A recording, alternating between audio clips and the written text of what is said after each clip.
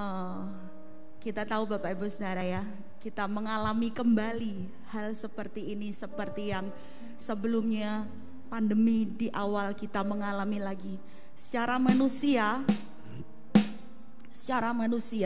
saya mau berkata, saya tidak tahu pada Bapak Ibu Saudara yang terjadi, tapi pada saya secara pribadi, secara manusia saya bosan dengan keadaan seperti ini ya. Ngulang terus, Tuhan kok ngulang terus sih, Tuhan kok gini lagi sih. Secara manusia saya boleh bilang stres Bapak Ibu Saudara, karena saya manusia. Bosan, stres, kesel gitu kan. Kok begini lagi Tuhan? Kemarin udah baik-baik gini lagi gitu. Protes secara manusia. Tapi kita belajar bahwa Tuhan memegang segala perkara dalam hidup kita. Dan ada sesuatu yang harus terus anak-anak Tuhan pelajari. Merespon segala sesuatu dengan benar. Merespon segala sesuatu dengan sikap yang benar. Mungkin kita boleh merasa bosan. Kita bisa merasa stres. Kita bisa merasa tertekan dan kita bisa merasa sedih. Kita bisa merasa marah. Tapi jangan biarkan itu tetap berada dalam kondisi kita terus-menerus Bapak Ibu Saudara. Amin. Biarlah itu menjadi bagian dari hidup kita, tapi kita tetap berjalan bersama Tuhan, menggantungkan pengharapan kita kepada Tuhan. Pagi hari ini, segala keadaan yang kita hadapi, mari datang kepada Tuhan, Allah yang dahsyat, sumber kemenangan dan sumber segala sesuatu dalam hidup kita. Dia Tuhan yang baik, hadiratnya yang memulihkan, hadiratnya yang meneduhkan setiap hati kita. Dia Tuhan yang memiliki hidup kita. Mari kita percayakan hidup kita dalam tangan Tuhan, sebab Dia yang memiliki seluruh kuasa di bumi dan di surga. Haleluya. Mari angkat hati suaramu di hadapan Tuhan pagi hari ini. Bapak, kami mengucap syukur pagi hari ini kami boleh ada, kami boleh berdiri sebagaimana kami ada di tempat ini Tuhan. Kami boleh mengalami banyak hal dan banyak perkara dalam hidup kami. Tapi kami percaya Tuhan, kami mau berkata, kasih setiamu tidak pernah berlalu dari hidup kami. Kasih anugerahmu tidak pernah berlalu dari hidup kami Tuhan. Kami mengucap syukur Bapa. Kami mau berkata seperti pemazmur berkata, pujilah Tuhan hai jiwaku, dan bersukacitalah dalam pengharapan kepada Tuhan. Sebab Engkau Allah yang layak menerima segala hormat, pujian dan syukur kami Tuhan. Tidak ada pribadi yang layak menerima segala sesuatu Tuhan selain daripada Engkau. Pagi hari ini kami datang kepada Tuhan dengan hati yang sungguh mau berkata terima kasih untuk semua kasih setiamu. Engkaulah sumber pengharapan kami. Engkaulah Tuhan kekuatan kami. Engkau menara kekuatan dan batu perlindungan kami yang hidup. Biarlah orang-orang melihat ada pengharapan di dalam orang-orang benar. Terima kasih Bapa, kami percaya kemenangan atas setiap hidup kami Tuhan. Kekuatan atas setiap hidup anak-anak-Mu. Di dalam nama Yesus kami mengucap syukur. Haleluya, haleluya. Mari sama-sama katakan amin, haleluya. Beri kemuliaan bagi Tuhan Bapak Ibu Saudara. Haleluya. Terima kasih Tuhan. Sungguh besar kasih setiamu dalam hidup kami Tuhan.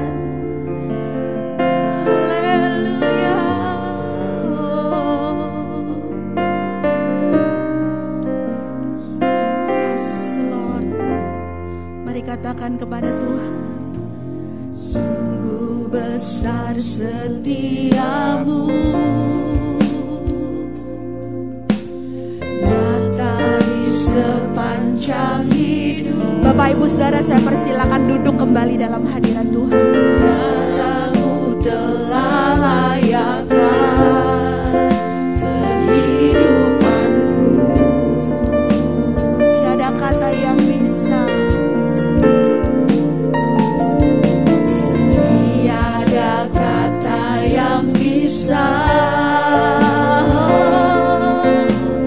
Lukiskan indahnya Kau Tuhan.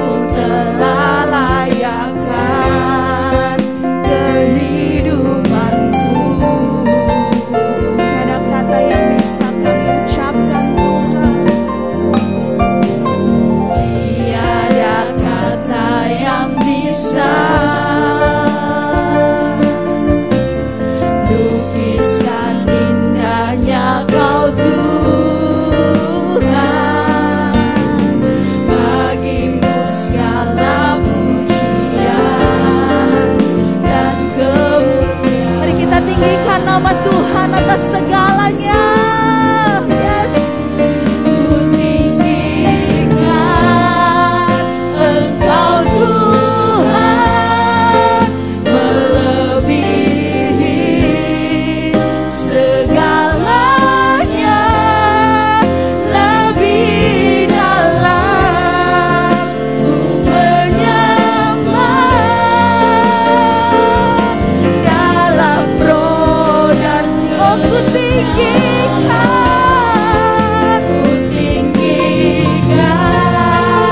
Engkau lebih dari segalanya atas hidup kami Tuhan.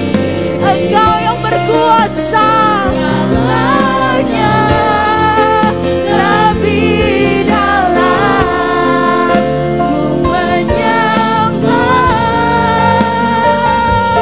Dalam roh dan ku tinggikan. Kami tinggikan namamu Tuhan. Hanya Engkau kekuatan dan menara kami. Engkau yang layak disembah. Segalanya lebih dalam ku menyembah. Dalam roh dan kebenaran ku tinggikan Engkau Tuhan, melebihi segalanya. Bawa kami lebih dalam lagi dalam hadirat-Mu Tuhan, menyembah-Mu dalam roh dan kebenaran. Dalam roh dan kebenaran selamanya. Haleluya. Bawa kami lebih dalam lagi Tuhan. Mari katakan sungguh besar. Sungguh besar setiamu. Nyata di sepanjang hidup kami Tuhan. Darah-Mu telah layakkan kehidupanku. Tidak ada kata yang layak kami berikan. Tiada kata yang bisa lukiskan indahnya Kau Tuhan. Bagimu segala pujian dan kemuliaan. Kami mau tinggikan namamu. Ku tinggikan Engkau Tuhan, melebihi segalanya, lebih dalam ku menyembah. Dalam mari tinggikan Tuhan, mari tinggikan nama Tuhan. Ku tinggikan Engkau Tuhan di atas segala hidup kami Tuhan, atas segala sesuatu yang terjadi. Engkau ditinggikan Tuhan. Di dalam ku menyembah. Dalam roh dan kami tinggikan namamu. Yes, haleluya. Engkau Tuhan, melebihi segalanya, lebih dalam ku menyembah. Dalam roh dan kebenaran selamanya. Haleluya. Kami mau tinggikan Kau di atas segala sesuatu dalam hidup kami Tuhan. Ya Rala Masyana ya nama ya Rala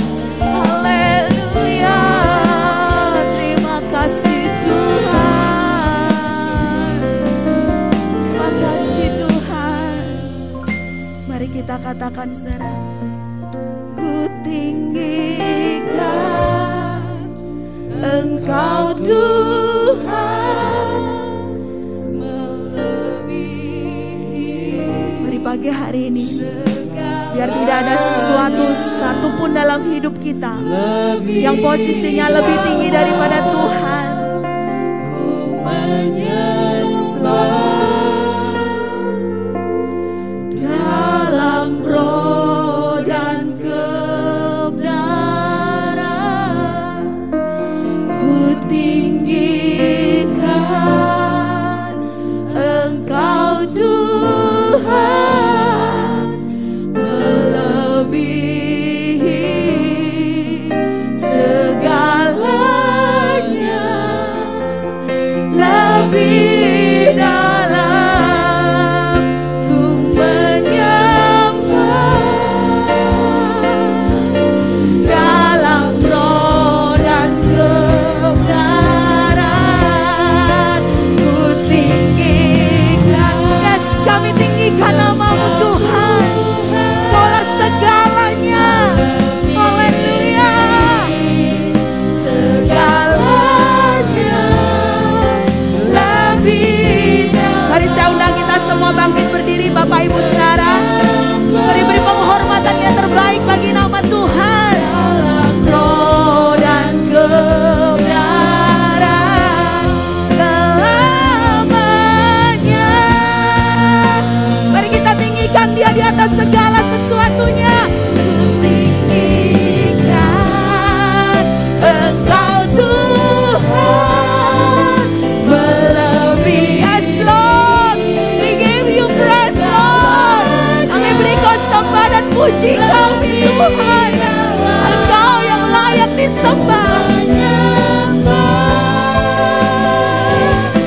Dalam roh dan kebenaran, ku tinggikan Engkau Tuhan. Tidak ada nama lain yang layak disembah selain Engkau Yesus. Haleluya. Lebih dalam ku menyembah dalam roh dan kebenaran selamanya. Selamanya dalam roh dan kebenaran selamanya. Dalam roh dan kebenaran selamanya. Dalam roh dan kebenaran selamanya. Mari beri kemuliaan bagi Tuhan. Segala pujian bagi-Mu Tuhan. Segala pujian bagi-Mu. Segenap nafas kami memuliakan-Mu. Nafas muliakan-Mu, yes Lord. Surga bumi kan berseru, kuduslah Tuhan namamu. Segala pujian, yes, segala puji dan hormat bagi nama Tuhan. Segenap nafas kami untuk memuliakan Engkau Tuhan. Muliakan-Mu, biar surga dan bumi berseru bagi satu nama Yesus. Kuduslah Tuhan. Mari sama-sama yang ada di tempat ini dan di rumah katakan, segala pujian bagi, segala pujian bagi Engkau Yesus. Segenap nafas dan hidup kami bagi-Mu Tuhan. Yes. Surga bumi kan berseru, kuduslah Tuhan. Sama-sama katakan, segala pujian, segala pujian bagi-Mu. Segenap nafas muliakan, yes Lord.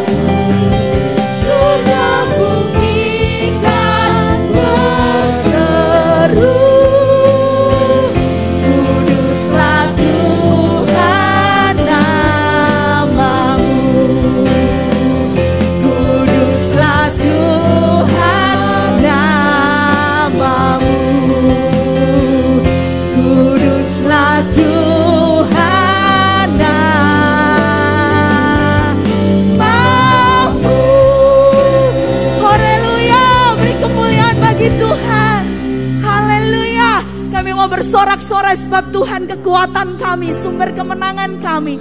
Yang mau bersorak-sorai sama-sama katakan amin. Amin. Yang mau bersorak-sorai lambaikan tangannya buat Tuhan. Yang percaya Tuhan sumber kemenangan kita, tengok kanan kirinya dan berikan jempolnya. Haleluya. Tuhan ajaib, amin. Yang ada di tempat ini, yang di rumah bangkit berdiri dong kalau boleh. Jangan cuma nonton kami yang di sini Bapak Ibu, tapi kita ibadah. Bangkit berdiri, katakan pernyataan imanmu. Ajaib kok Tuhan, amin. Beri kemuliaan sekali lagi buat Tuhan. Ajaib Engkau Tuhan, Engkau sumber kemenangan kami. Mari umat Tuhan sorak-sorai dengan penuh sukacita, dengan kemenangan yang dari Tuhan. Haleluya.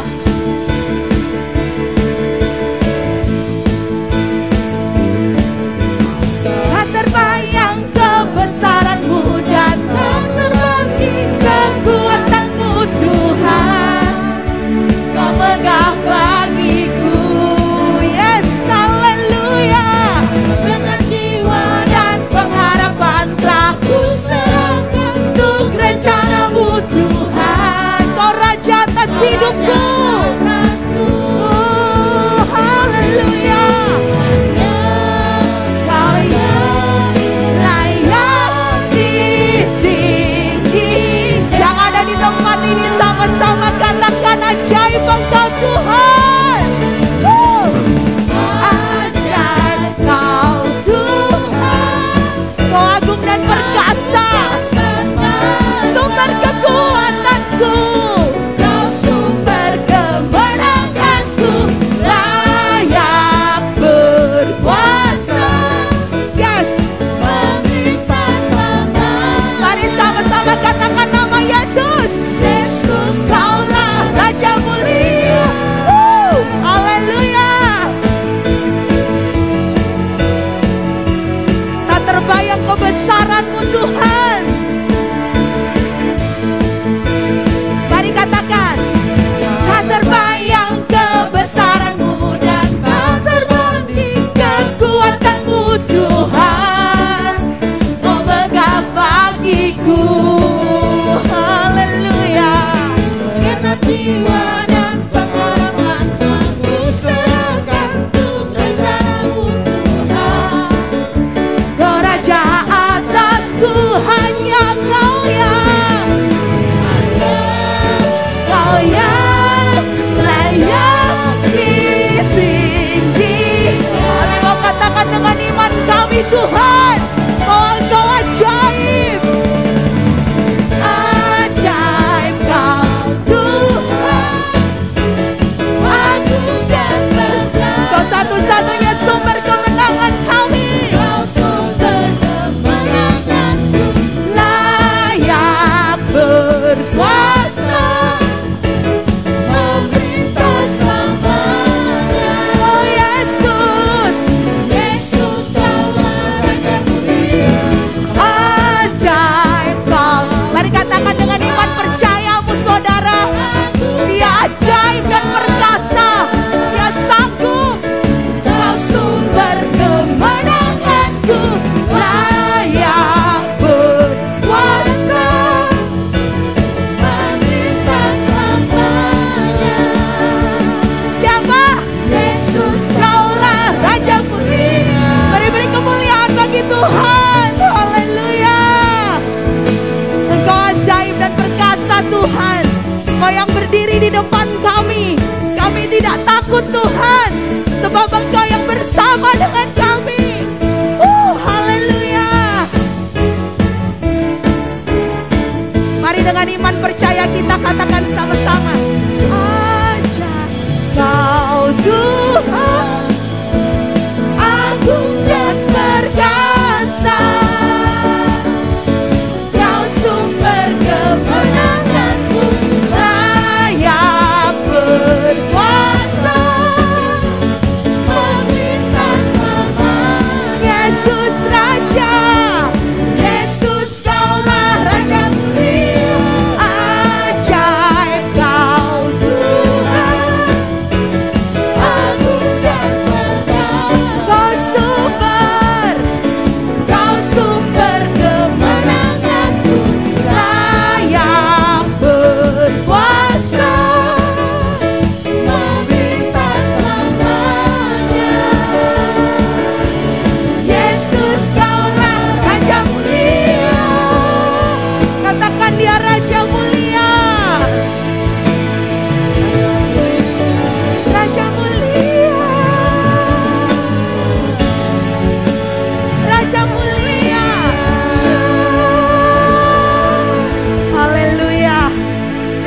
meragukan Tuhan, karena Dia yang akan membawa kita dari satu kemuliaan kepada kemuliaan yang lain.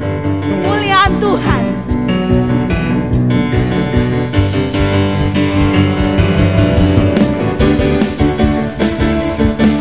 Mari angkat suara dan hatimu, nyatakan dengan segenap iman percayamu bahwa Dia Tuhan yang akan membawa kita dari satu kemuliaan kepada kemuliaan yang lain. Haleluya.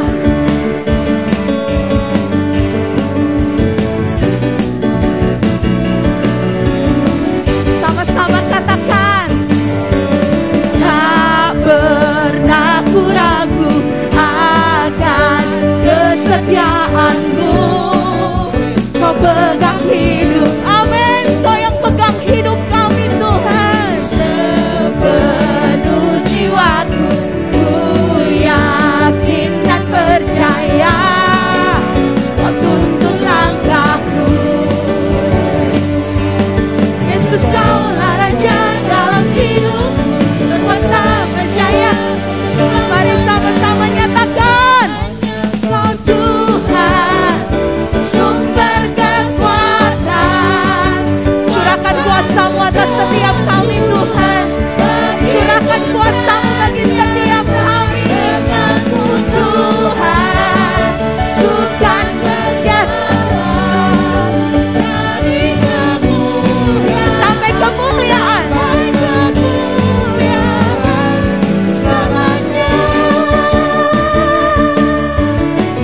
Haleluya, kami tidak ragu Tuhan akan penyertaan-Mu bagi hidup kami. Tak pernah ku ragu akan kesetiaan-Mu. Kau pegang hidupku, sepenuh jiwaku, sepenuh jiwaku. Ku yakin dan percaya, Kau tuntun langkah. Sama-sama katakan, Yesus, Kaulah Raja dalam hidupku, berkuasa berjaya untuk selamanya. Hanya Kau Tuhan, sumber kekuatan. Kuasa-Mu tercurah bagi kami senantiasa. Denganmu Tuhan, bukan berjalan dari kemuliaan sampai kemuliaan. Hanya Kau Tuhan, sumber kekuatan. Kuasa-Mu tercurah bagiku senantiasa. Denganmu Tuhan, bukan berjalan dari kemuliaan sampai kemuliaan. Mari katakan sama-sama, hanya Kau Tuhan. Hanya Kau satu-satunya Tuhan yang akan menjadi sumber kekuatan dalam hidup kami. Curahkan kuasa-Mu di tempat ini Tuhan. Denganmu Tuhan, bukan berjalan dari kemuliaan yang satu kepada kemuliaan yang lain. Hanya Kau Tuhan, yes Lord. Hanya daripada-Mu lah kekuatan kami Tuhan. Curah bagiku senantiasa. Denganmu Tuhan, bukan berjalan dari kemuliaan sampai kemuliaan.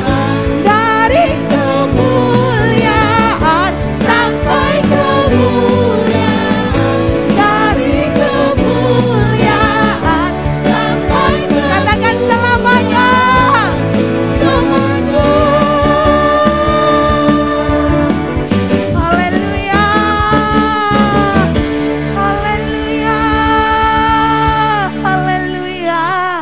Hanya Tuhan sumber kekuatan kita, amin. Yang setuju angkat tangannya Bapak Ibu Saudara dan beri kemuliaan sekali lagi buat Tuhan. Haleluya. Kekuatan jiwa kita, ketenangan batin kita tidak bisa kita dapatkan di tempat yang lain. Hanya di dalam hadirat Tuhan, kekuatan kita, ketenangan batin kita, sumber pengharapan itu hanya di dalam nama Yesus.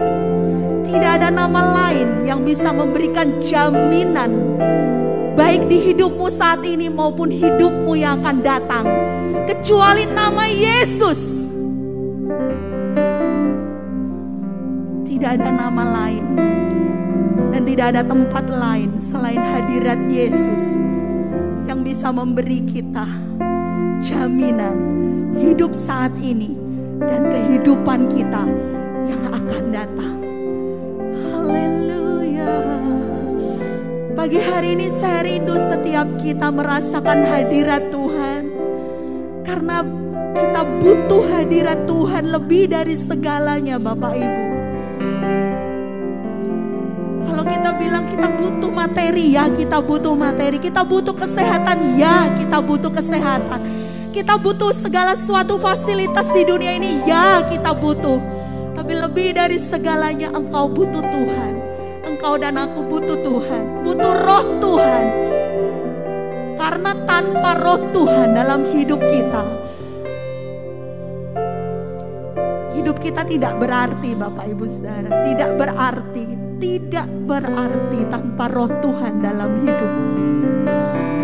Engkau bisa stres, engkau bisa down, engkau bisa mengalami letih lesu dan berbeban berat, tapi datang kepada Tuhan dan biarkan Dia menyelesaikan segala sesuatunya atas hidupmu. Serahkan segala khawatirmu kepada Tuhan dan Dia akan membebaskan engkau, Dia akan memulihkan engkau. Lebih dari segalanya Dia akan mengangkat engkau. Haleluya, dan menjadikan hidupmu berarti di hadapan Tuhan. Yesus, ya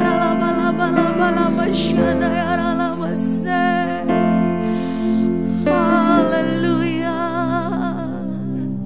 Kau lebih dari segalanya bagi kami Tuhan.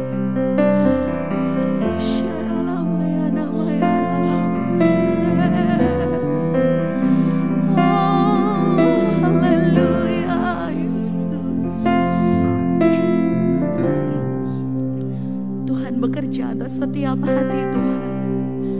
Lihat setiap kerinduan hati kami Tuhan. Melihat setiap hati kami Tuhan. Kau yang menilai hati kami Tuhan. Tidak ada yang tersembunyi di hadapan-Mu Tuhan. Haleluya. Kami mau menikmati hadirat-Mu Tuhan. Menikmati hadirat-Mu Tuhan.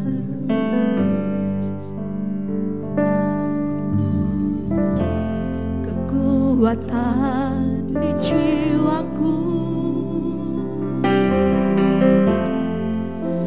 ketenangan di batinku, ada dalam hadirat-Mu. Ku menyembah-Mu. Haleluya. Sungguhku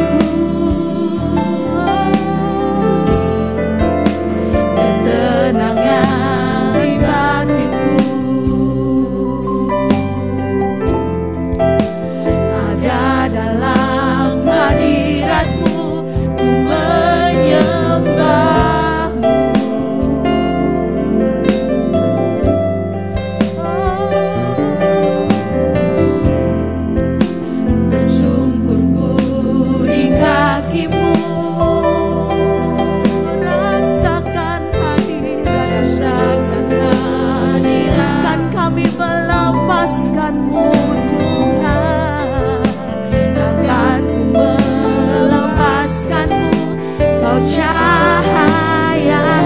Mari nyatakan kepada Tuhan pagi hari ini bahwa kita akan mengiring Dia seumur hidupmu.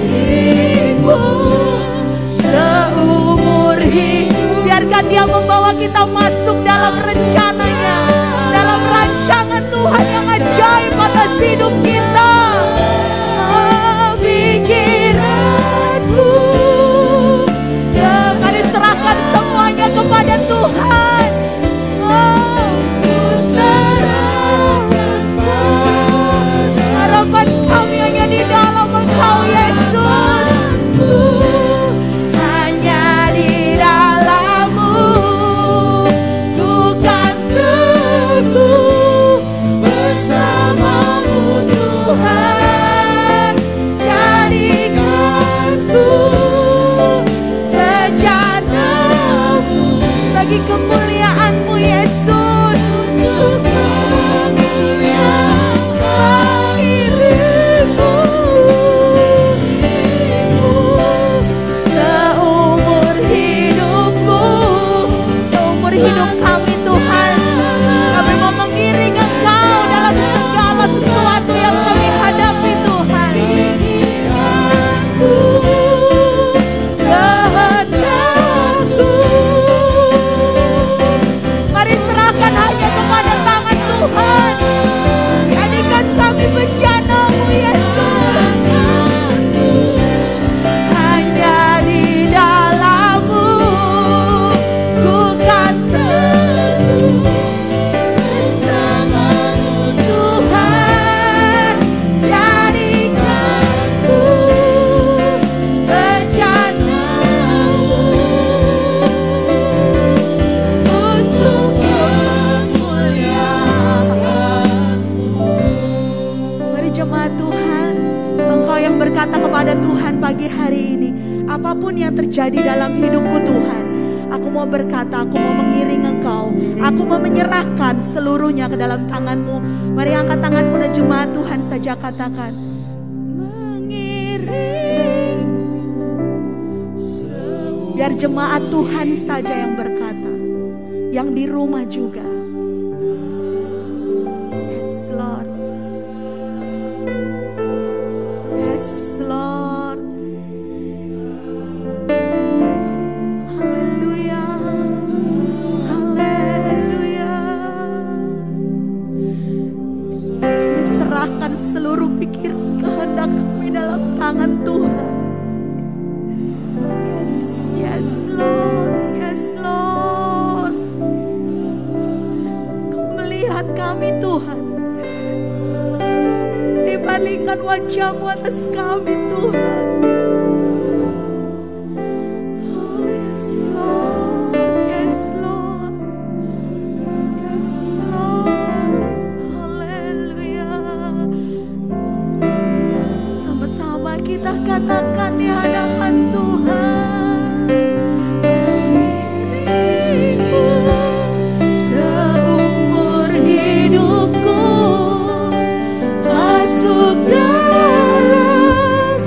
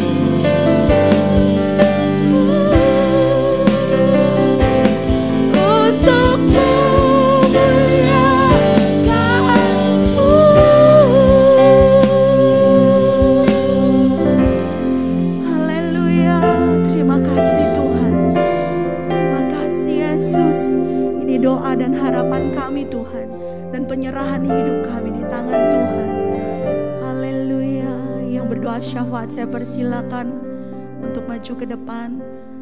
Sama-sama kita masuk dalam doa syafaat, kemudian kita akan menerima kebenaran firman Tuhan. Haleluya.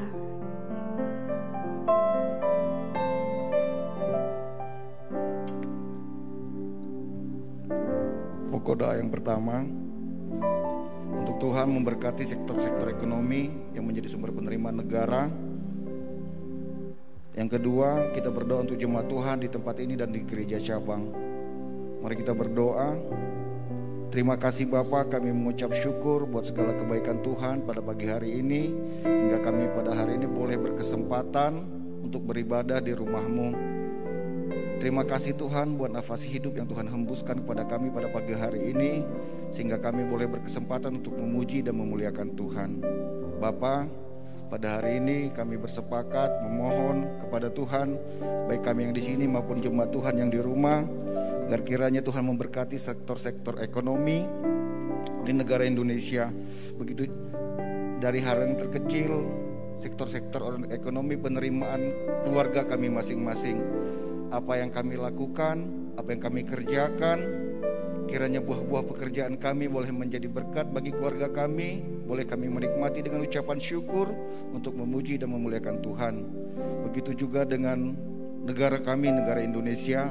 Sekarang dalam pemulihan ekonomi, sektor-sektor penerimaan negara baik dari segi migas, pajak dan yang lain-lain, Tuhan Engkau berkati, Engkau urapi. Kiranya tangan Tuhan memberkati setiap petugas-petugas yang menerima sektor penerimaan pajak, baik pun kami yang menyetor pajak.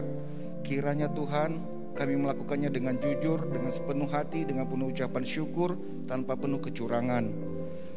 Begitu juga Tuhan, kami berdoa, kiranya Tuhan menjamah hati anak-anak Tuhan, warga Indonesia, mafia-mafia yang menimbun, yang menyimpan minyak goreng pada saat ini. Tuhan, kami minta Tuhan ubahkan mereka, jamah hati mereka. Kiranya mereka boleh melihat kami masyarakat yang sangat membutuhkan kebutuhan minyak goreng, sehingga mereka tidak meraup keuntungan pribadi di atas penderitaan kami. Begitu juga Tuhan, kami berdoa untuk jemaat Tuhan yang ada di tempat ini, di gereja cabang. Tuhan, berkati setiap makanan dan minuman yang kami nikmati. Kiranya makanan dan minuman yang kami nikmati boleh menjadi berkat bagi darah daging kami, boleh menjadi kekuatan yang baru bagi tubuh kami, dan boleh menjadi obat atas segala sakit penyakit kami. Dan kami mau disiplin, dan kami mau setia dan taat memakan makanan dengan gizi yang seimbang, kiranya hidup kami menjadi sehat oleh bilur-bilur Yesus. Segala sakit penyakit yang kami alami pada saat ini, baik jemaat Tuhan di tempat ini maupun yang ada di rumah, kami bersepakat, kami patah hancurkan hanya di dalam nama Bapa, Anak dan Roh Kudus, di dalam nama Tuhan Yesus Kristus. Roh penyakit yang dalam tubuh kami dihancurkan, dan kami sembuh dan kami sehat oleh karena bulir-bulir darah Yesus yang menyembuhkan kami. Tuhan, sebentar kami mau mendengarkan kebenaran firman-Mu. Beri kami hati dan telinga seorang murid, sehingga kami mau duduk diam mendengar firman-Mu yang disampaikan oleh hamba-Mu. Kiranya firman itu Tuhan boleh menjadi berkat bagi kehidupan kami, dan boleh kami imani, sehingga kami dengan firman-Mu boleh memuji dan memuliakan Tuhan. Urapi hamba-Mu, berkatalah Engkau melalui hamba-Mu. Jamah setiap hati dan pikirannya, kiranya firman yang disampaikan oleh hamba-Mu boleh menjadi berkat bagi kami. Terima kasih Bapa, kami mengucap syukur di dalam nama Tuhan Yesus Kristus. Amin. Silakan duduk Bapak Ibu.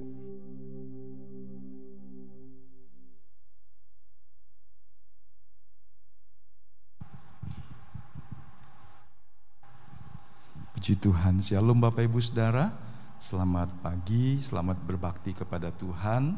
Terpuji Tuhan yang setia, yang tak pernah meninggalkan kita, perbuatan tangannya yang lebih atau melebihi dari apapun juga.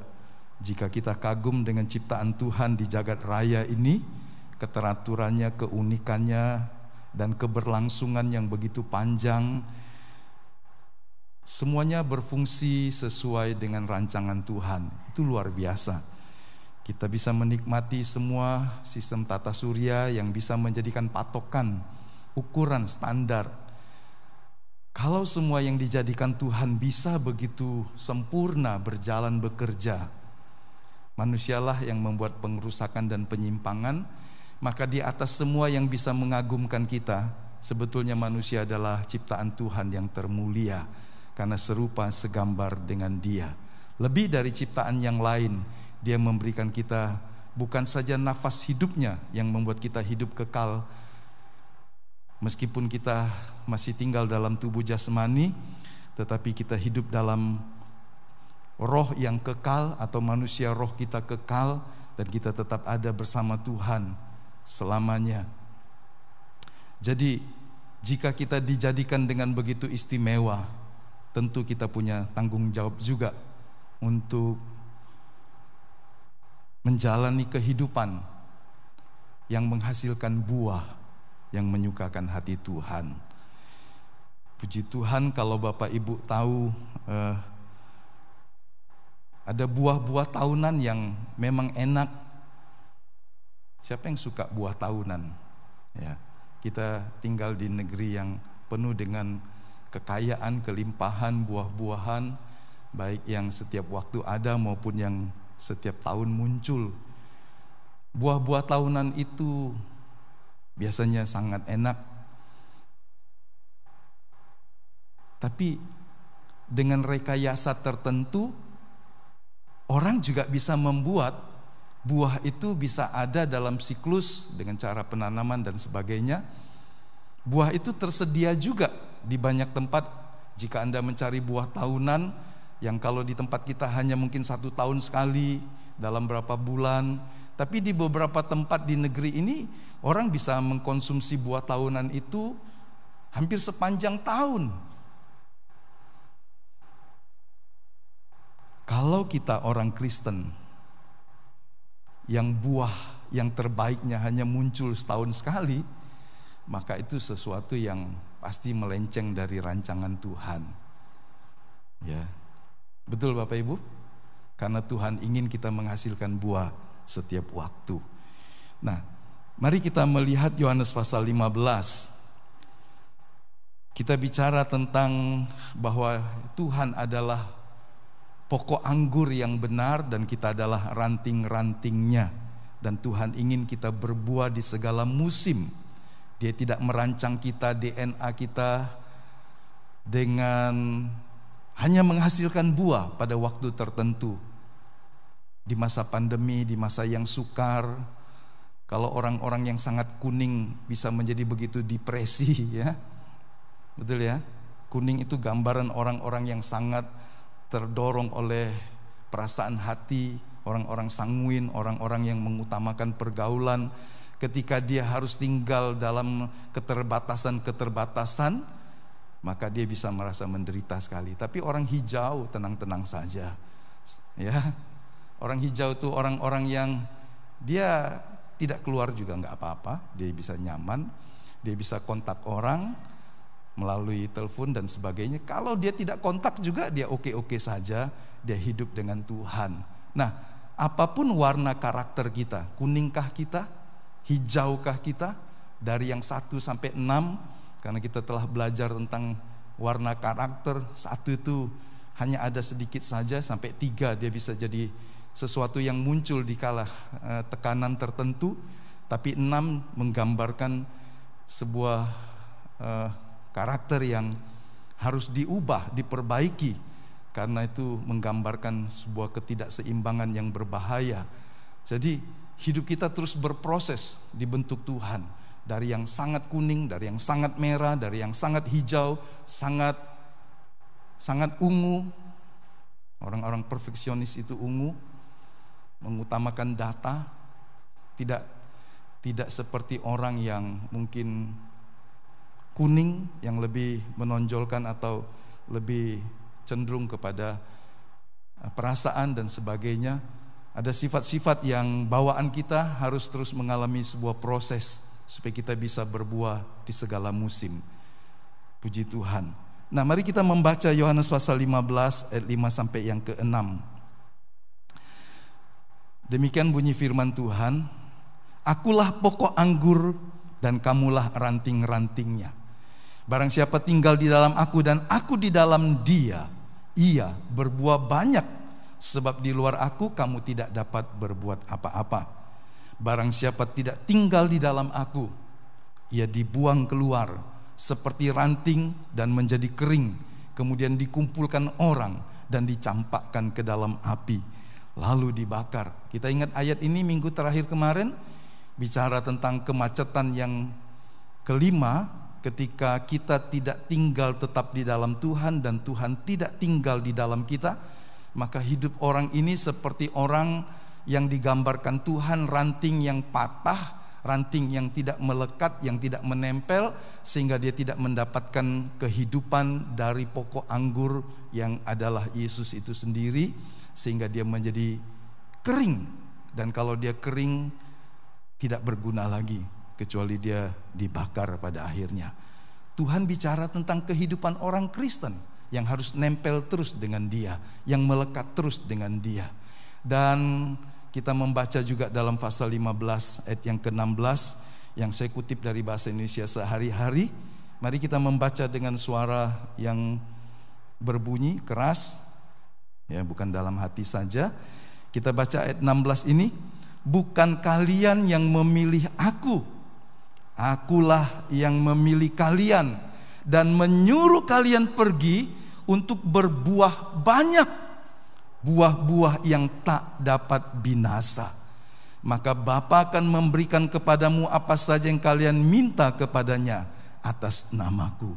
Kita seringkali hanya klaim atau berpegang pada kalimat terakhir dari ayat 16 ini. Apa saja yang aku minta Bapa harus memberikan. Tapi kita lupa bahwa kita harus lebih dahulu menjadi seorang yang melekat di dalam Kristus. Dan ketika kita melekat, kita mengerti kehendaknya. Orang yang melekat dan mengerti kehendak Allah pasti tidak akan minta sesuatu yang membahayakan dirinya, yang membahayakan kerohaniannya, yang hanya sesaat saja menyenangkan dirinya tetapi menghancurkan kehidupannya. Allah dengan kebaikannya tidak akan memberikan hal-hal yang berbahaya bagi kita, kecuali kalau orang itu terus-menerus mengupayakan dan memaksakannya, maka kemudian Allah lepas tangan. Dan kemudian kita bisa melihat orang-orang seperti ini mungkin mendapat apa yang dicari meskipun Allah tidak menghendakinya. Dia berjalan di luar dari rancangan dan kehendak Allah. Dia menerima, dia mendapat apa yang dia inginkan. Tetapi itu sungguh membahayakan kehidupan, baik di bumi sampai dalam kekekalan terlebih. Nah, jadi jangan melihat dan kemudian pegang pada kalimat terakhir, maka Bapa akan memberikan kepadamu apa saja yang kalian minta, tanpa melakukan bagian yang di depannya, ya. Tuhan memilih kita. Jadi sebetulnya ketika kita menjadi percaya kepada Kristus, seringkali terpikir dalam hati kita, sayalah yang memilih antara ini dan kemudian saya memilih Yesus.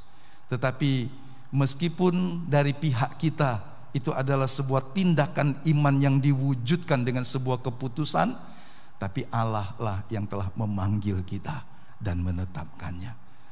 Roma pasal 8 mengatakannya seperti itu. Jadi Tuhan ingin kita terus berbuah.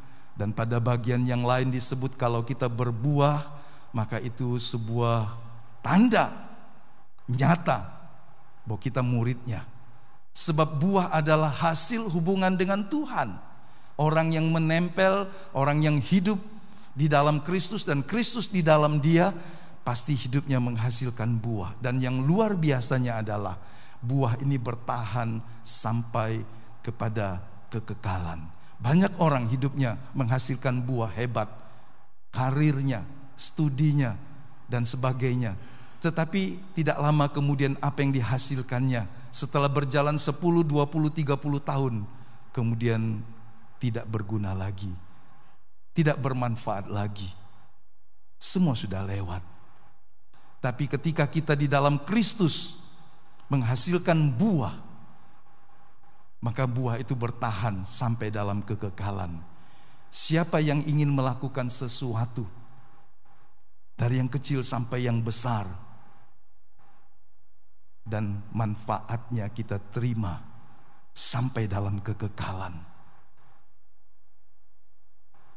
Kalau kita menggunakan sebuah istilah yang menarik, investasi. Wah, menanam waktu, tenaga, pikiran, tindakan di dalam Kristus seperti orang menanamkan modalnya, maka dia akan menuainya, menerimanya di bumi, terlebih dalam kerajaan kekal. Dan sebaliknya, orang yang menabur, menginvestasikan hal-hal yang tidak berguna, dia juga akan menuainya dalam kekekalan, tentu tidak di dalam kerajaan Allah. Jadi apa yang kita tabur hari ini, apa yang kita tabur dalam hidup di bumi ini, dalam tubuh jasmani, kita akan menuainya, lambat atau cepat. Jadi jangan sampai kita kehilangan kesempatan selama kita hidup di bumi ini.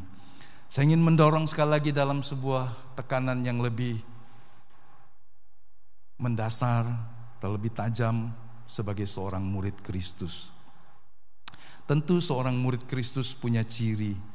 Secara umum inilah ciri murid Kristus, dan kita mungkin bisa mendapatkannya dalam waktu tertentu, tidak terlalu dominan, tidak terlalu menyolok, tetapi dengan berjalannya waktu, makin hari makin kelihatan. Sehingga inilah yang disebut proses yang berkelanjutan. Tidak ada sesuatu yang instan, ya. Saya bikin dalam kurung, akan menjadi serupa dengan Kristus. Menjadi serupa dengan Kristus adalah sesuatu yang harus tertanam sebagai sebuah kerinduan yang terbesar dalam hidup kita. Sebab keserupaan dengan Dia adalah kedewasaan rohani. Keserupaan dengan Kristus adalah kesempurnaan seorang yang menjadi murid Kristus. Seorang Kristen harus menjadi semakin serupa dengan Tuhannya. Dan itu meliputi pikiran yang benar terhadap Kristus dan ajarannya. Kenapa mendahului pikiran? Selama pikirannya tidak diubah dan dibaharui, maka dia akan kembali kepada pikiran-pikiran yang salah, yang melenceng, yang menyimpang, yang tidak sesuai dengan kebenaran dan kehendak Allah. Pertobatan itu yang disebut metanoia, Roma pasal 12 itu, ayat yang pertama, bicara tentang perubahan dalam pikiran. Jadi orang bertobat itu bukan sekedar orang yang mandi, baptis, tapi pikirannya gak mau diubahkan oleh Kristus. Nah, kalau orang Kristen pikirannya tidak diubahkan oleh Kristus melalui Roh Kudus dan firman-Nya, maka outputnya, tindakannya, perilakunya juga enggak berubah. Masih sama saja, hanya bedanya dulu dia tidak menyembah Yesus, sekarang dia menyembah Yesus. Dia dulu tidak tahu baca Alkitab, sekarang dia tahu baca Alkitab. Tetapi dia tidak mengizinkan firman dan Roh Kudus itu mengubah hidupnya. Kenapa harus mengizinkannya?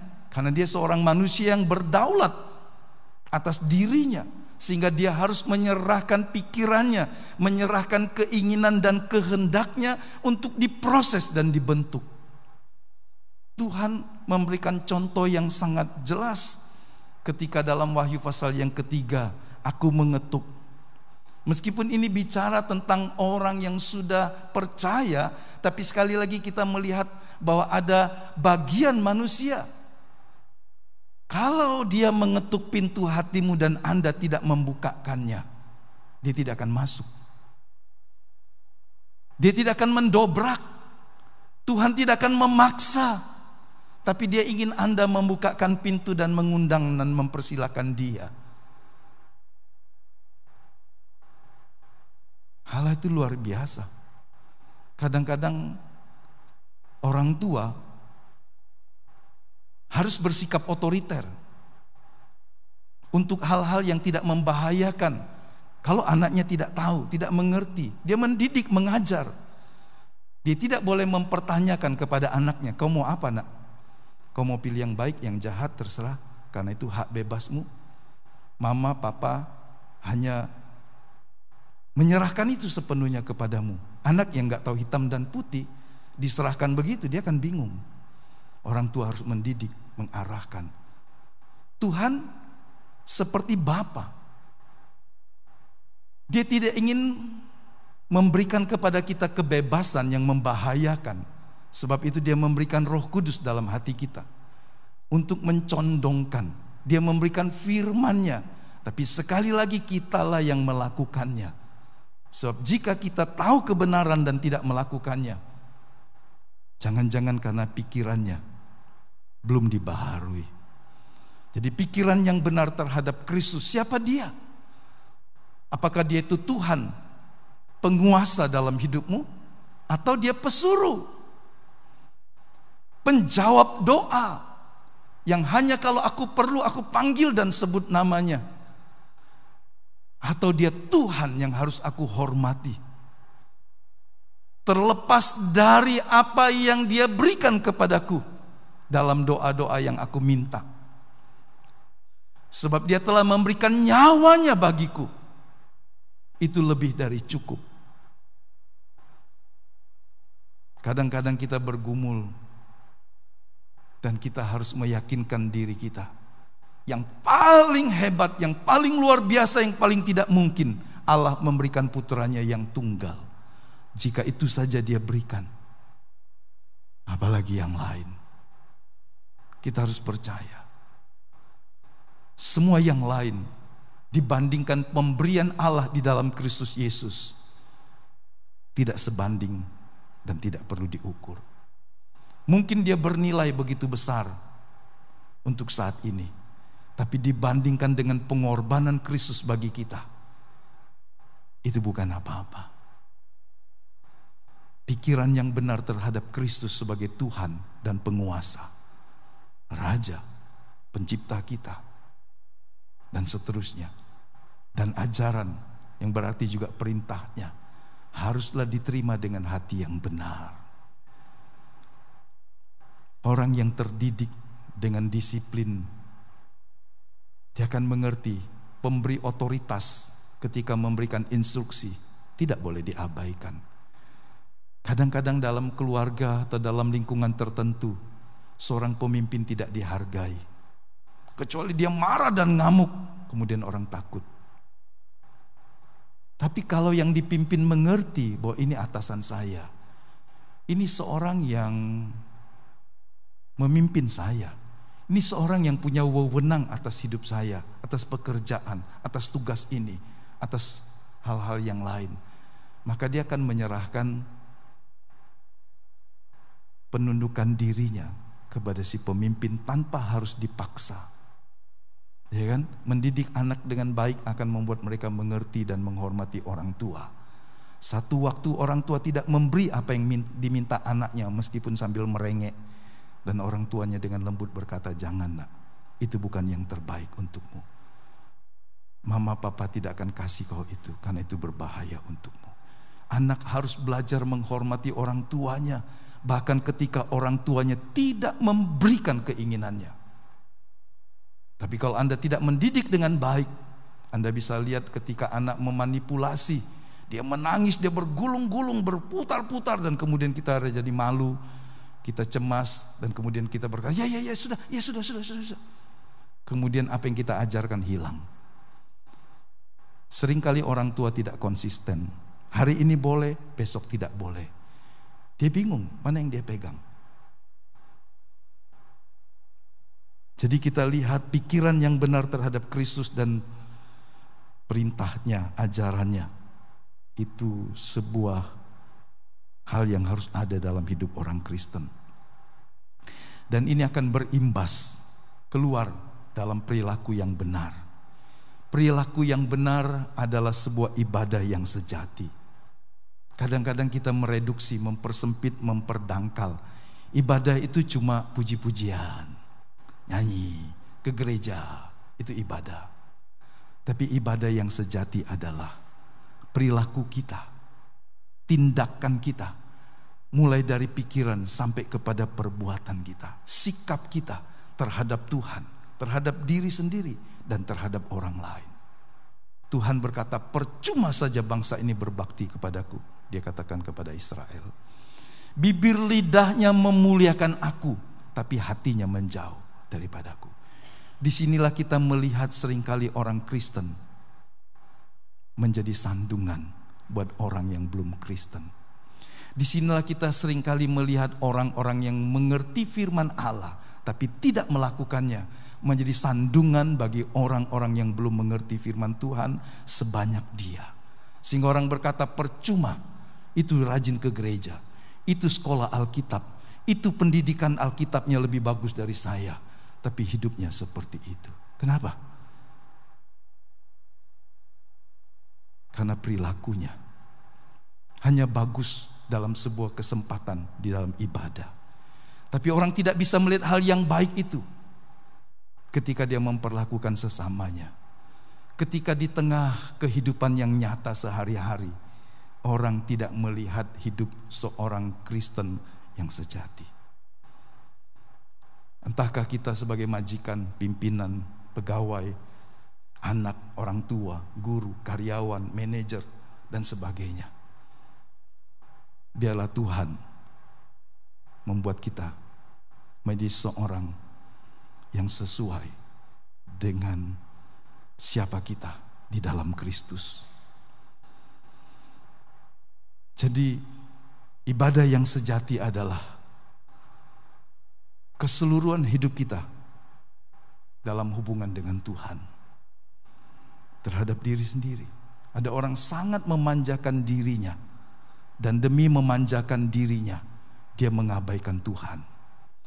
Kalau itu bicara tentang kepentingan dirinya sendiri, keinginannya, hasratnya, dia tidak peduli lagi dengan Tuhan. Dia tidak peduli dengan kebenaran, apalagi dia dengan orang lain. Yang dia kejar hanyalah kepuasan dirinya. Saudara, jadi ibadah yang benar itu ke atas, kepada Tuhan, ke dalam, baik dirinya, baik keluarganya, orang terdekatnya, dan juga keluar kepada orang yang belum mengenal Tuhan. Itu seperti sebuah segitiga dengan sudut yang sama, yang disebut segitiga sama kaki. Tidak boleh lebih panjang satu dan yang lain pendek, karena itu akan aneh. Tuhan membuat kita menjadi seorang yang proporsional. Kita lihat kiri kanan, dua mata dan sebagainya, keseimbangan. Segitiga sama kaki, ke atas, ke dalam, dan keluar. Harus oleh anugerah dan pertolongan Tuhan, harus muncul dalam hidup kita. Ayo, saya mendorong kita memunculkan ciri ini di kehidupan kita sehari-hari. Mungkin Anda tidak akan bercerita tentang ayat-ayat firman Tuhan dengan mengutip dan membacakannya. Demikian firman Tuhan, Injil Yohanes dan sebagainya. Tapi ketika orang melihat tingkahmu, perbuatanmu, perilakumu, orang bisa berkata, engkau seorang yang mengasihi dan menghormati Tuhan. Ini hal yang pagi ini kita mau lihat. Seorang murid Tuhan adalah seorang yang bersekutu, bersedia mengikut Kristus, yang mau belajar perintah dan mentaatinya, seorang yang terus bertumbuh supaya dia semakin serupa dengan Yesus, dan seorang yang juga mau melayani, ya, melayani orang lain. Dia terbeban, dia rela, dia ingin K3-nya. Siapa yang ingat K3? Keluarga, kawan, dan kenalan. Keluarga, orang yang terdekat dalam lingkaran yang terdekat. Kawan, bukan keluarga, tidak ada hubungan darah, tetapi Anda bersahabat karib. Entahkah dia di dalam Kristus ataupun dia di luar Kristus, kita harus berkawan. Jangan jadi orang yang tidak punya kawan. Kawannya hanya itu-itu saja. Karena dia tidak suka dengan orang yang beda. Beda selera, beda gaya, beda karakter, beda pekerjaan, beda warna kulit dan sebagainya. Kita harus belajar berkawan dengan banyak orang. Dengan menjaga diri kita tentu saja. Ya. Supaya mereka juga mengalami kelahiran baru karena kita rindu. Oke. Kita lihat satu-satu meskipun tidak mendalaminya. Bersekutu dengan Yesus dan mengikutinya. Seorang yang tidak mau bersekutu dengan Tuhan, bagaimana mungkin dia adalah seorang muridnya? Kita ingat kata Matetes itu adalah seorang yang belajar, berguru. Itu proses mentoring ada juga pelatihannya. Pengajaran membuat orang yang tidak tahu menjadi tahu. Tetapi dalam proses mentoring di situ juga ada orang yang tidak bisa menjadi bisa. Sehingga perlu di-coaching, dilatih. Dan kemudian ada orang yang tidak mau kemudian menjadi mau. Jadi dari yang tidak tahu menjadi tahu. Dari yang tidak bisa menjadi bisa. Dari yang tidak mau menjadi mau. Dalam proses yang Tuhan kerjakan dalam hidup kita. Mentoring adalah sebuah cara ketika kita dibentuk supaya kita bisa melakukan kehendak-Nya. Nah, hari Rabu itu ada sebuah proses. Bapak Ibu yang ada daftarnya nanti sesudah kebaktian saya share ya. Memimpin doa ya. 60 menit kurang lebih. Belajar ya. Karena itu proses belajar. Dari yang tidak tahu menjadi tahu sudah. Dari yang tidak bisa menjadi bisa, sebagian sudah bisa. Sekarang tinggal dari yang tidak mau menjadi mau. Betul? Yang tidak tahu sudah tahu. Yang belum bisa, sebagian besar sudah bisa. Masalah yang terbesar adalah yang tidak mau menjadi mau harusnya. Memimpin doa ya. Hanya ada 52 Rabu dalam 1 tahun. Selain Komsel, Parubaya, Pasutri Muda, Remaja, Dewasa Muda dan seterusnya. Maka hari Rabu adalah sebuah wadah persekutuan untuk semua usia. Dulu sebelum pandemi kita di gereja, setiap orang yang tugas akan memandunya dan menguraikan firman yang menjadi rema dari apa yang dia baca. Jadi kalau nanti Bapak Ibu menemukan namamu dalam list itu, berkata puji Tuhan. Amin. Belum bisa amin. Amin. Nah, kalau ada yang belum tertulis namanya di situ, jangan kecil hati. Nanti masih ada waktu yang lain dan kesempatan yang lain. Karena setahun demi setahun kita harus bertambah. Ya. Oke, itu bukan sebuah ujian, itu sebuah proses mentoring. Supaya kita yang tidak bisa menjadi bisa, supaya kita yang belum mau menjadi mau. Kita harus menjadi murid Kristus yang mau bersekutu dengannya. Gambar yang paling kanan itu kemarin kita lihat ranting yang patah. Karena dia patah, tidak nempel, dia tidak mendapat makanan, dan kemudian pasti dia kering. Kemudian dia tidak berguna lagi. Ya, kecuali kayu api. Jadi bersekutu adalah sebuah, kalau itu dikiaskan dalam pokok anggur yang benar, Yohanes 15 tadi, dia harus menempel erat dengan pokok anggur. Lihat orang stek, sebuah cara memotong, mengupas sampai ke kulit arinya dan kemudian di sini ditempelkan, diikat, dikasih pupuk dan seterusnya. Saya kurang tahu berapa bulan, 3 bulan kah proses stek itu? 3 bulan kira-kira ya. Ketika talinya dibuka, dia sudah menyatu. Tulang-tulang manusia pada umur tertentu juga seringkali hanya dijagai supaya posisinya lurus, ketemu tempat retakannya, dan kemudian didiamkan. Tubuh bisa mengobati dirinya sendiri, sehingga tulang yang patah itu akan tumbuh kembali, ditutupi lagi dengan tulang yang baru, dengan jaringan yang baru. Kita tahu itu. Kecuali pada usia tertentu, sudah mulai tua, dan seterusnya. Kita ingin jadi seorang yang bersekutu, menempel erat dengan pokok anggur yang benar. Ketika kita menarik diri dan kemudian Tuhan ingatkan, berusahalah datang kembali kepada Tuhan dan menempellah terus dengan pokok anggur yang benar.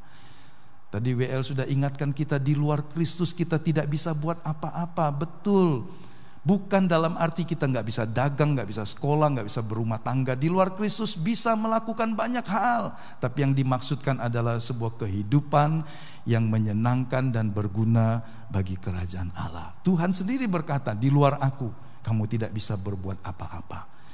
Kita tidak boleh menanggapi kalimat pernyataan Yesus itu dengan sinis, dengan pikiran duniawi. Sebab ada orang yang bisa hebat tanpa Kristus. Ada komunitas, ada bangsa tanpa Tuhan. Mereka bisa melakukan hal-hal yang lebih besar dari orang yang tiap waktu mungkin bertuhankan di dalam kehidupan ritualnya, tetapi tidak melaksanakannya dengan benar. Tapi seharusnya orang yang menempel dengan Tuhan dengan benar, dia akan menjadi orang yang seperti Daniel, seperti orang-orang yang di sepanjang tokoh-tokoh Alkitab mencatat menghasilkan buah yang berguna bagi generasinya. Melayani dan mengikuti jejak Yesus, ini sebuah ciri dari seorang yang bersekutu dengan Tuhan. Pasal 12 ayat 26 dari Injil Yohanes berkata begini, barang siapa melayani aku, ia harus mengikut aku, dan di mana aku berada, di situ pun pelayanku akan berada.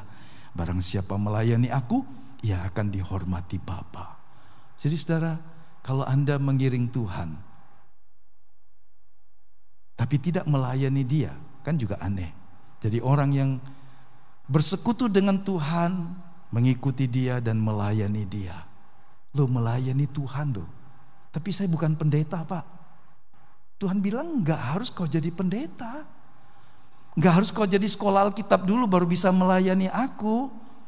Secara sederhana kita berkata, orang yang melayani Tuhan adalah yang melakukan kehendaknya, yang melakukan perintahnya, ya kan? Saudara lihat filosofi perusahaan atau komunitas-komunitas yang tahu, mereka melayani konsumennya, melayani nasabahnya, melayani kliennya, melayani anggotanya, Melayani adalah sebuah kata yang tidak asing, yang kalau orang menyingkirkan dari hidupnya, maka dia tidak akan pernah maju. Anda punya modal, Anda punya posisi sebagai pengusaha, tapi tidak mau melayani pelangganmu, orang gak akan mendekat. Orang akan kecewa. Anda punya produk yang bagus, tapi tidak mau melayani konsumen dengan baik dan benar, maka satu hari orang berkata, ini bagus, tapi enggak bisa dijadikan tempat. Kalau terakhir enggak ada lagi mungkin bolehlah. Nah saudara, melayani adalah sebuah kata yang diadopsi dari perintah Tuhan. Melayani Dia. Ketika kita melayani Dia, kita dihormati oleh Bapa. Seorang yang melayani Tuhan tidak harus jadi pendeta, tidak butuh sekolah Alkitab lebih dahulu. Dia harus menyediakan hatinya. Kenapa dia melayani? Karena Dia adalah penebusnya, Dia adalah Tuhannya, Dia adalah penguasa dalam hidup saya. Maka saya melayani Dia. Bukan karena apa yang Dia akan berikan, tapi karena apa yang sudah Dia berikan kepada saya. Hidupnya Dia berikan kepada saya, maka saya melayani Dia. Bapak Ibu melayani Tuhan karena Dia sudah memberikan nyawanya bagimu. Jangan dikacaukan dengan, kalau Tuhan tidak jawab doa saya tidak mau melakukan apa yang Dia inginkan. Sangat kekanak-kanakan. Dia sudah memberi lebih banyak dari apa yang kau minta.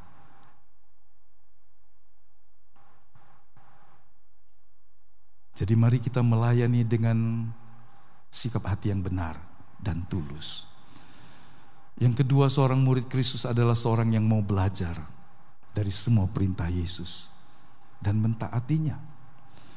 Kalau hanya belajar tidak taat, ya akhirnya kita jadi seorang Farisi. Tadi pendoa syafaat mendoakan dan mengutip salah satu ayat dari Yesaya 50. telinga seorang murid.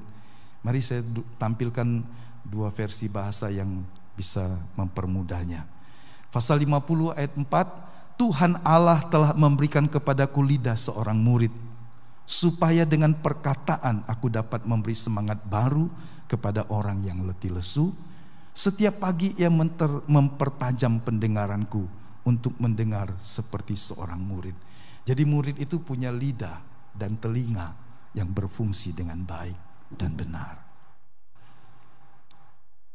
Dia dalam bahasa Indonesia sehari-hari lebih mudah mengertinya. Tuhan yang Maha Tinggi mengajar aku berbicara, bukan ABC, tetapi supaya perkataanku menguatkan orang yang lesu. Jadi perkataan seorang murid tidak boleh menghancurkan orang lain, tapi memberikan semangat, menguatkan. Mendidik boleh nggak? Boleh. Satu waktu mungkin harus keras, karena didikan juga ada dari yang mulai lembut, yang hanya dengan mengedip mata orang tahu, tapi mungkin harus dengan berkata jangan. Nah, lidah seorang murid adalah lidah yang dipakai untuk memberikan semangat dengan perkataannya. Setiap pagi ia membangkitkan hasratku untuk mendengarkan ajarannya bagiku. Hasrat apa? Bangun pagi. Hasrat Bapak Ibu. Ada orang bilang hasrat buang hajat. Ya, pipis, oke. Puk. Ya kan? Oh, lapar Pak, makan dulu. Wah, saya tadi malam gak makan, kemarin dan sebagainya. Wah, saya pagi-pagi pengen makan yang hangat-hangat dan sebagainya. Pernahkah kita meminta kepada Tuhan, berikan kepadaku hasrat, sebuah kelaparan, kerinduan untuk mendengarkan ajaran Tuhan.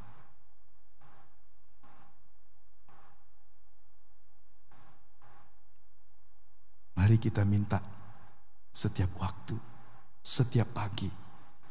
Tuhan beri saya hasrat untuk mendengarkan, membaca, merenungkan firman-Mu.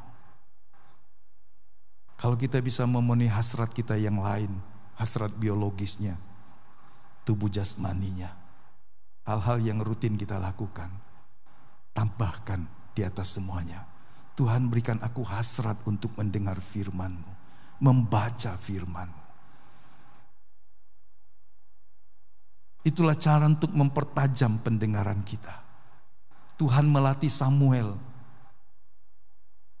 sampai 3 kali. Dia belum mengerti suara Tuhan. Tuhan memanggil dia, Samuel, Samuel. Dia pikir yang manggil dia adalah Bapak Imam. Dia pergi mendekat Bapak Imam. Dia bilang, Bapak, apakah Bapak memanggil saya? Bukan. Sampai 3 kali. Imam ini baru tahu. Jadi kalau Samuel gak ngerti, ya imamnya yang salah mengajar. Harusnya kali yang pertama dia sudah berkata, saya gak memanggil kamu nak. Tuhan mungkin yang manggil kamu nak. Nah, tapi bapaknya juga bukan bapaknya, bapak imam maksud saya, sudah tua. Imam ini juga imam yang tidak peka, sehingga ketika 3 kali baru dia sadar, Tuhan mungkin yang panggil kamu nak. Ya. Telinga yang tajam adalah telinga yang terlatih.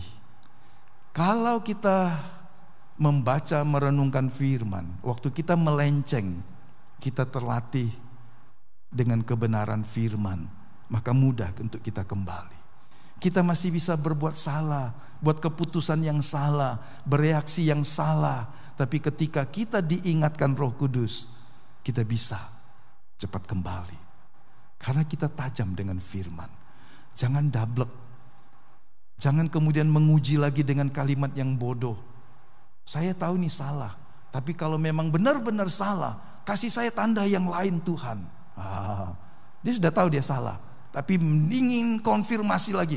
Kalau memang saya benar-benar salah, saya tahu sih Tuhan saya salah, tapi kalau benar-benar salah, Tuhan tunjukkan yang lebih dalam lagi. Celaka itu saudara. Sudah, kalau Tuhan ingatkan kita, orang yang tajam telinganya, dia tahu dia salah, dia berubah, dia memperbaiki hidupnya. Yang ketiga adalah seorang yang terus bertumbuh semakin serupa dengan Tuhan. Roma pasal yang ke-8. Mari kita baca, saya tidak kutip di situ, saya tidak tulis di sana. Ada yang mau baca? Roma pasal 8 ayat 29. Roma 8 ayat 29. Oh Bro Ating harus pegang mic kali ya. Ada yang bisa kasih mic di sini ke belakang? Ya, atau ke depan. Karena yang dengar bukan hanya kita tapi juga yang di rumah kan. Kalau nggak masuk sound system, suaranya nggak kedengaran. Bapak Ibu yang di rumah, ayo kita semua memperhatikan. Roma pasal 8 ayat 29.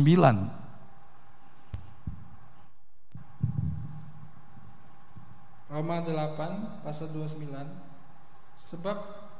Sebab semua orang yang dipilihnya dari semula, mereka juga ditentukannya dari semula untuk menjadi serupa dengan gambaran anaknya, supaya ia, anaknya itu, menjadi yang sulung di antara banyak saudara. Oke, terima kasih. Jadi saudara lihat, kok kesayang mati. Mereka yang telah dipilih oleh Allah, mereka juga ditentukannya dari semula untuk menjadi serupa, segambar dengan anaknya, Yesus Kristus. Supaya dia jadi yang sulung di antara kita. Jadi kita jadi adik-adiknya dalam hal ini. Kita menjadi serupa seperti dia. Dia kakak sulung yang pertama bangkit, dan kita semua akan mengikutinya. Dalam pengertian ini kita seperti adik-adiknya. Pada akhirnya menjadi seperti dia. Bukan dalam keilahiannya, karena kita tidak akan pernah menjadi pencipta, tapi sebagai anak-anak Allah dengan karakter Kristus. Ketaatan, kesetiaan, kemurahan hati, penguasaan diri, dan seterusnya. Semua hal yang baik yang ada dalam Kristus, biarlah itu semakin terlihat dalam hidup kita. Seorang yang di rumah boleh tolong baca, yang mic-nya bagus, yang tidak sturing. 1 Yohanes pasal 2 ayat yang ke-6.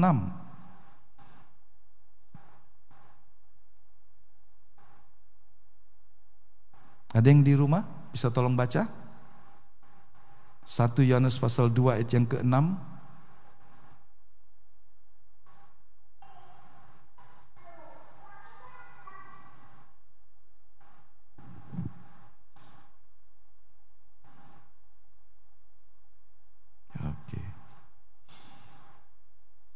Ini interaksi Bapak Ibu ya. Jadi sabar sedikit. Ada yang bisa membaca? 1 Yohanes pasal 2 ayat yang ke-6. 1 Yohanes 2 ayat 6. Terima kasih. Barang siapa mengatakan bahwa ia ada di dalam dia, ia wajib hidup sama seperti Kristus telah hidup. Wah, terima kasih Agnes. Cepat sehat ya.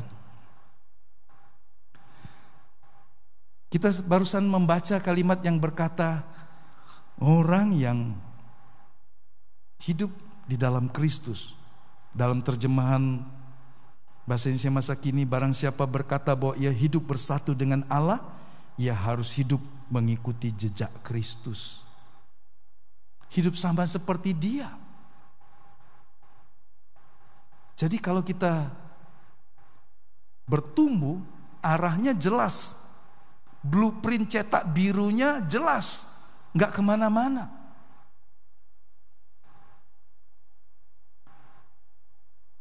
Kadang-kadang yang dibuat, kemudian yang dikerjakan berbeda. Termasuk gedung gereja ini. Gambarnya berapa kali berubah, ya kan? Dulu 3 lantai full ke sini. Kemudian dipikir-pikir pendek sekali mimbarnya. Kemudian berubah. Tampak depannya tadinya juga digambar oleh seorang arsitek yang bantu, bagus betul. Mewah, tapi mahal sekali. Kemudian dirubah. Hanya tiang-tiang dan kemudian angin masuk di luar maksudnya. Tampak luar itu. Berubah. Tapi struktur tidak. Kita nggak mengubahnya.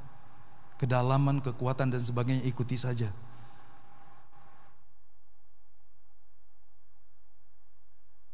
Jadi berubah bisa karena sesuatu yang sifatnya ketika berjalan. Hal-hal yang mungkin situasional dengan pertimbangan tertentu. Yang tidak boleh berubah kalau itu bangunan strukturnya dan sebagainya. Kalau keizin bangunan luasannya mungkin dan sebagainya. Tampak mukanya juga mungkin gak boleh berubah seharusnya. Tapi kalau bicara tentang hidup, patronnya jelas, kita harus semakin serupa dengan Kristus. Kalau dalam perkembangannya kemudian kita semakin berubah, tidak sama dengan Kristus, role modelnya pendeta terkenal, role modelnya orang yang dinabi-nabikan, orang yang kalau nggak doa nggak gini-gini, wah nggak seru, terus dia ikut juga doa gini-gini. Kenapa Pak? Itu Parkinson? Enggak. Roh Kudus menguasai saya. Roh Kudus menguasai saya tidak harus dimanifestasikan dengan tangan gini. Ada orang yang mungkin ketika dia begini karena karya Roh Kudus. Tapi kalau kita niru-niru begitu, gak benar. Ya kan saudara? Patron kita harus seperti Kristus. Gak boleh lihat orang pendeta terkenal, pendeta besar dan kemudian kita berkata oh seperti itu. Dalam banyak hal yang kita bisa tiru, kita bisa ambil hal yang baik. Tapi yang tidak substansial, yang tidak prinsip, kita bisa saja tidak sama. Tuhan tidak menjadikan kita untuk meniru orang lain, tapi meniru Dia. Harus hidup mengikuti jejaknya. Nanti kita salah kalau mengikuti orang-orang yang dianggap hebat. Jangan jadikan pengalaman seseorang menjadi sebuah metode yang baku. Firman Tuhan harus mengoreksi kita. Setiap orang punya keberagaman. Saya ingin mendorong kita menjadi dewasa, serupa seperti Yesus. Pengantara kita kepada Bapa satu, Yesus Kristus. Bukan siapapun juga. Alkitab jelas berkata, pengantara kita satu, yaitu Yesus. Sehingga kita harus bertumbuh pada patron yang Allah tetapkan. Barang siapa hidup bersatu dengan Allah, ia harus hidup mengikuti jejak Kristus. Yang terakhir, menjadi murid Kristus adalah melayani. Ya kan? Kalau kita tidak mau melayani orang lain, wah, buah kita nggak bisa dinikmati.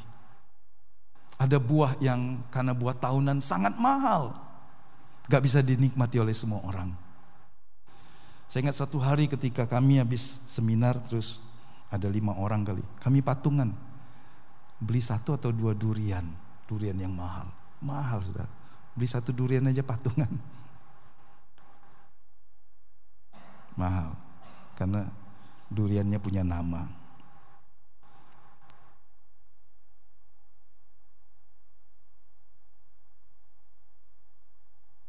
Kalau buah hidup kita cuma hanya bisa dinikmati 1-2 orang saja, kita seperti buah tahunan yang sangat mahal. Tapi ada banyak buah yang bermanfaat dan tidak harus mahal. Seperti itulah hidup orang Kristen. Biarlah hidup kita bisa dinikmati oleh Tuhan, oleh lingkaran terdekat kita, maupun orang-orang yang setiap hari bersama kita. Jangan jadikan buah-buah hidupmu seperti buah tahunan yang mahal, yang untuk menikmatinya perlu keluar uang 500.000, hanya dapat 1 buah. Terlalu mahal, tidak terjangkau untuk semua orang. Tapi biarlah kita bukan murahan, Tapi kita menjadi seorang yang karena memiliki beban, rela menolong, menyediakan waktu bagi K3 kita. Siapa lagi yang bisa dipakai Tuhan?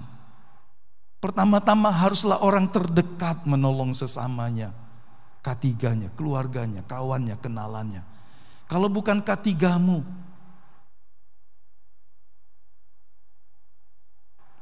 kalau bukan kau melayani menolong K3-mu, siapa yang mau menolong mereka? Orang jauh bisa, tapi Tuhan menetapkan kita untuk menjadi berkat bagi keluarga, bagi kawan, bagi kenalan kita. Jangan sampai Tuhan, karena kita tidak mau jadi berkat bagi K3 kita, Tuhan pakai orang dari jauh sekali.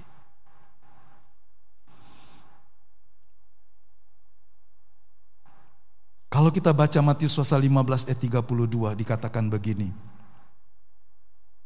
Lalu Yesus memanggil murid-muridnya dan berkata, hatiku tergerak oleh belas kasihan kepada orang banyak itu.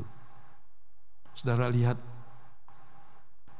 apa yang dilakukan Yesus digerakkan oleh hati yang penuh dengan belas kasihan kepada jiwa. Mintalah ini juga biar ada dalam hidup kita. Karena kita tidak akan menyalahgunakan pelayanan kita kalau dilakukan karena belas kasihan Kristus kepada jiwa-jiwa. Kita tidak akan memanipulasi pelayanan kita, pengorbanan kita, kalau kita melakukannya karena dorongan belas kasihan kepada jiwa. Kita baca ayat yang lain dalam Yudas ayat 22 dan 23. Tunjukkanlah belas kasihan kepada mereka yang ragu-ragu. Selamatkanlah mereka dengan jalan merampas mereka dari api. Tetapi tunjukkanlah belas kasihan yang disertai ketakutan kepada orang-orang lain juga. Dan bencilah pakaian mereka yang dicemarkan oleh keinginan-keinginan dosa. Jelas, ketika orang menunjukkan belas kasihan kepada orang yang bimbang dan ragu, dia ingin menyelamatkan mereka. Dan ini seperti melepaskan atau menarik puntung kayu yang setengah terbakar dari api yang besar, supaya dia tidak hangus habis. Hidup ini harus jadi berkat, melayani orang. Kalau kita bisa menolong dengan uang, satu hari uang habis. Tapi ketika Anda menabur benih firman, menjadi kesaksian, maka itu akan bertahan dalam waktu yang tak berkesudahan. Kita akan melakukan semua yang bisa supaya kita bisa melayani orang lain. Perhatikan ini, saya tidak mau membahasnya. Apa yang membedakan kedekatan seseorang dengan Tuhan? Bukan karena Tuhan yang pilih kasih, tapi menurut saya motivasi dan komitmen orang itulah yang membedakan kedekatan persekutuan seseorang dengan Tuhan. Ini orang banyak, bisa 4.000 orang, bisa berapa ribu orang ketika Yesus melayani. Tapi orang banyak ini mengiring Yesus punya motivasi dan tujuan yang kita bisa tahu. Apa sih? Salah satunya karena mereka melihat mujizat, melihat roti, kemudian mereka berkata, Tuhan kami cari Engkau kemana-mana. Anda bisa baca Yohanes pasal 16, Yohanes pasal yang ke-6 ayat 26. Sepertinya giat mencari Tuhan. Kebaca enggak ya? Pakai warna oranye. Atau mungkin ada orang yang ketika mau diutus oleh Tuhan, dari orang banyak yang ribuan itu, ada orang yang diutus Tuhan dua, dikasih perlengkapan, doa, diurapi, dan pergi jadi berkat. Ke kota-kota kemana Tuhan akan pergi, mereka mendahului. Dan orang ini melayani jiwa-jiwa, melakukan seperti apa yang Tuhan perintahkan, dan mereka pulang dengan sebuah kesaksian. Tuhan kami lihat setan-setan takluk demi namamu. Orang sakit disembuhkan ketika kami pakai namamu. Dan Tuhan kasih ingat mereka. Jangan bahagia hanya karena setan tunduk kepada engkau karena namaku. Tapi berbahagialah karena namamu tercatat dalam kitab kehidupan di sorga. Jadi di tengah euforia kegembiraannya Tuhan ingatkan esensi seorang murid Kristus. Dia harus melakukan semua tapi dia tidak boleh kehilangan keselamatannya. Dan lingkaran yang lain Tuhan memilih 12 rasul, 12 muridnya, dan terakhir dia memanggil Paulus secara khusus menggantikan Yudas. Tapi dari 12 rasul ini kalau kita perhatikan ada 3 nama: Petrus, Yohanes, Yakobus, orang yang begitu dekat dengan Tuhan. Tapi jangan kemudian meremehkan Thomas. Thomas memang orang sering katakan imannya ragu-ragu. Tapi sebetulnya Thomas sesudah dipulihkan, diurapi Roh Kudus, dia pergi memberitakan Injil ke Mesir sampai ke India. Ketika ada orang memberitakan Injil di India berapa ratus tahun yang lalu, mereka menemukan ada orang-orang percaya kepada Yesus. Siapa yang memberitakan itu? Thomas yang sampai ke India. Saudara, 3 rasul ini hanya sebuah catatan dalam satu masa. Tapi setelah itu semua rasul-rasul itu pergi memberitakan Injil. Dan mereka menorehkan tinta emas dalam sejarah keselamatan jiwa di muka bumi ini. Orang banyak itu satu hari meninggalkan Tuhan ketika mereka kecewa.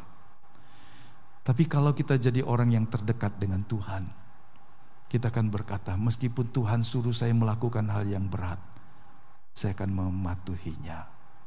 Itulah kuncinya, motivasi dan komitmen kita. Siapa yang mau membangun motivasi yang kuat dan komitmen yang benar dengan Tuhan sebagai muridnya? Ayo kita berdiri dan kita berdoa.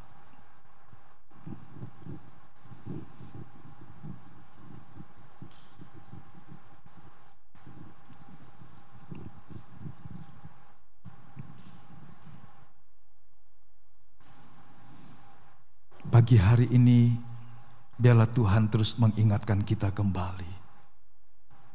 Supaya kita membaharui motivasi, membaharui komitmen kita dalam mengiring dan melayani Tuhan.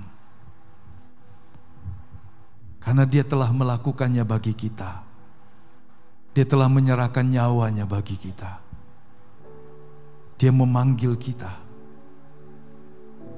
untuk menjadi milik kepunyaannya.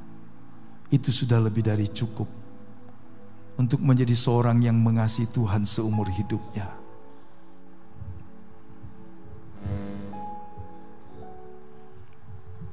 Satu hari saya dikirim sebuah gambar seekor sapi melahirkan anaknya. Majikannya adalah seorang pemilik yang sangat baik. Dan ketika sapi ini sudah melahirkan anaknya, dia mencium, dia menjilati wajah, tangan dari majikan ini dengan mencucurkan air mata. Itu sesuatu yang sulit dipahami. Seekor sapi, ketika dia ditolong dalam melahirkan, dia menangis, menunjukkan harunya, terima kasihnya kepada pemilik yang membantunya. Dan 2-3 hari kemudian sapi ini mati. Tapi itu sebuah momen yang sangat berharga dan mengharukan. Sapi yang baru melahirkan ini tahu, bersyukur, berterima kasih karena menolong dia melahirkan anak. Apa yang dibuat oleh Yesus jauh lebih besar dari pemilik sapi ini. Dia menyerahkan nyawanya bagiku. Bagaimana mungkin ada orang yang tetap acuh tak acuh terhadap Tuhan? Pagi hari ini, biarlah Allah memberikan kita hasrat, kerinduan yang mendalam, roh yang lapar dan haus akan Dia senantiasa. Bapak Ibu yang merindukannya, buka hatimu dan katakan kepada Tuhan, ini hidupku ya Tuhan. cenderungkan, condongkan, lekatkan hatiku hanya kepada Engkau semata.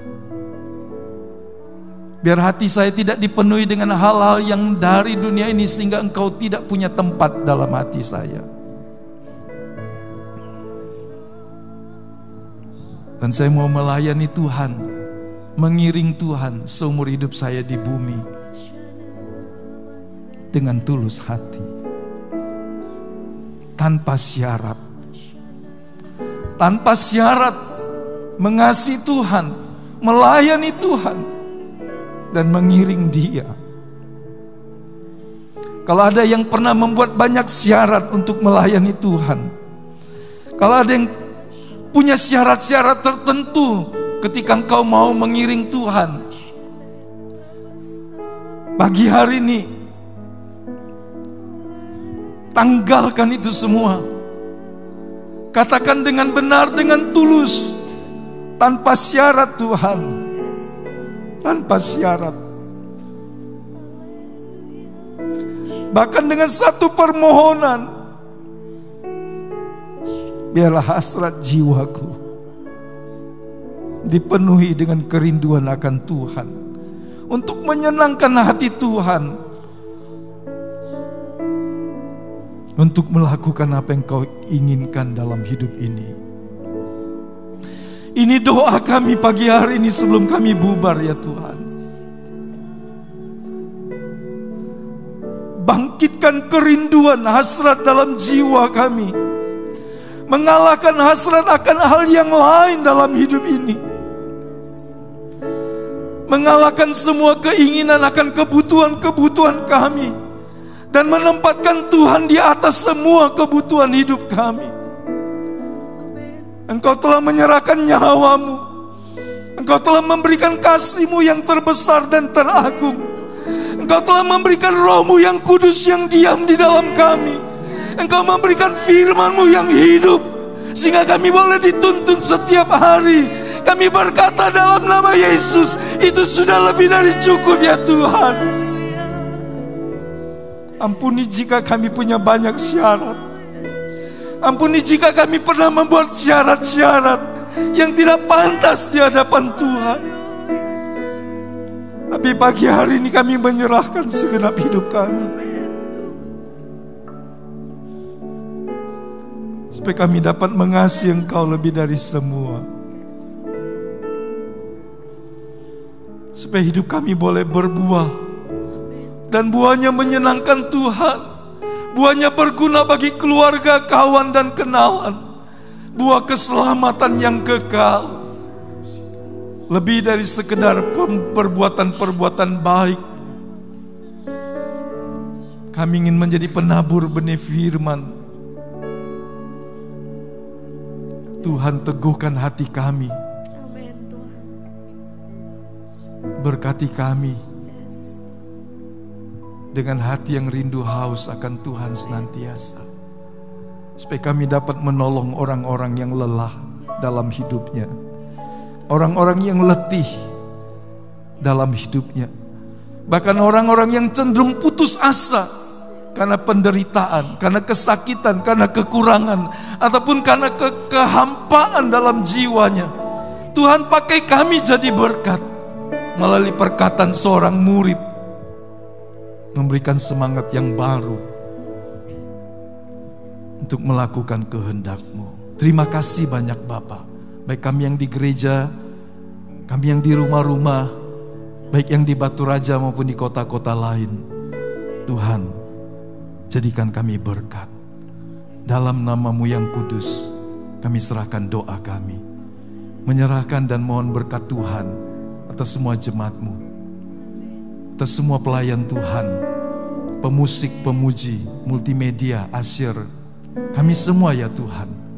Biarlah penyembahan kami menjadi kesukaan bagi-Mu, persembahan syukur kami menyenangkan hati Tuhan, persembahan-persembahan kasih kami boleh berkenan kepada Tuhan. Berkati ya Tuhan bagi kemuliaan nama-Mu, dalam nama Tuhan Yesus Kristus. Kekasih-kekasih Tuhan, terimalah berkat dari Allah Bapa, kasih karunia dari Tuhan kita Yesus Kristus, persekutuan penyertaan Roh Kudus sepanjang umur hidup kita di bumi sampai dalam kekekalan, di rumah Bapa, di langit yang baru dan bumi yang baru. Haleluya, haleluya, amin.